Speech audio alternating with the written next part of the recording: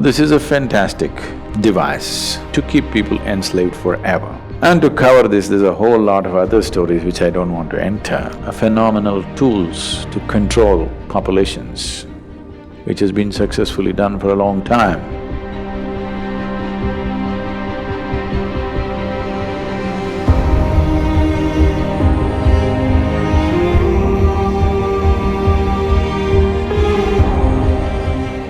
It depends on how we shaped ourselves. If we become wonderful human beings, it's one thing. If we have become an ugly manifestation of humanity, definitely it's an original sin.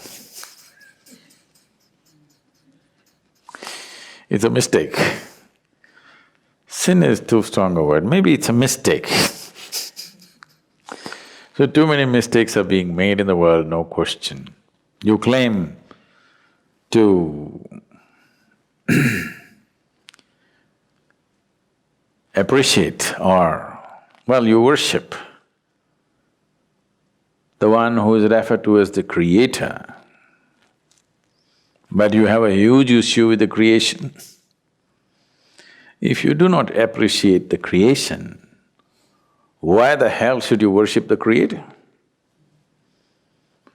Someone who made such a bad job of this, the only way you can even be born is through sin, I think he must be banished. Now, this is a fantastic device to keep people enslaved forever. If you do not even allow them to come to terms with their biology, they'll never come to terms with anything in their life.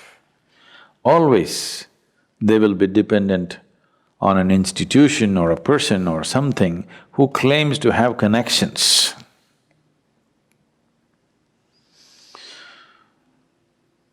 An Italian mafia guy was once brought to the law court and he just walked in with this fat cigar in his hand, and like this he came and sat down like he's a guest.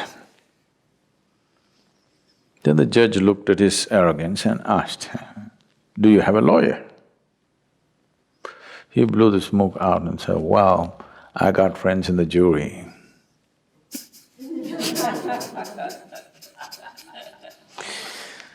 So people who are supposed to have connections elsewhere, you will always be enslaved to them because you feel guilty about your biology. This whole thing goes into more grosser and grosser states. So except in certain cultures, everywhere else where dominant religious beliefs were spread, in all those cultures, unfortunately, they make you feel guilty of your very existence, because that way you will always be enslaved to whatever they have set up.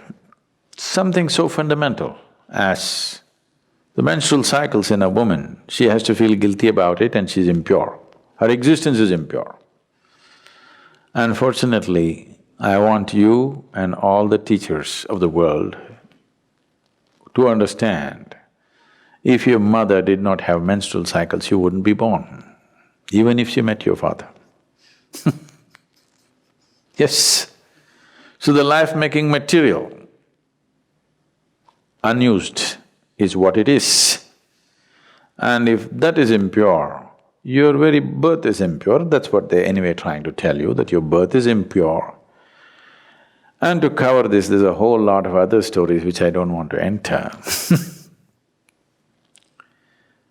Once you are not in terms with your own physical existence, you essentially will never ever be in terms with any other dimension of your life. This itself will cover you forever.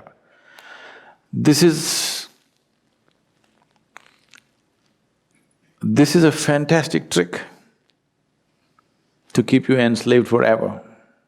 No wonder institutions have lasted Though they've lost their relevance, they stay simply because your existence, your very existence, you're guilty of. If you're guilty of your very existence, that means one or that which is the source of creation should be even more guilty. You are eternally guilty, and that which has created all this must be even more carrying the burden of guilt. Guilt and fear have been a phenomenal tools to control populations, which has been successfully done for a long time. It's time this is broken.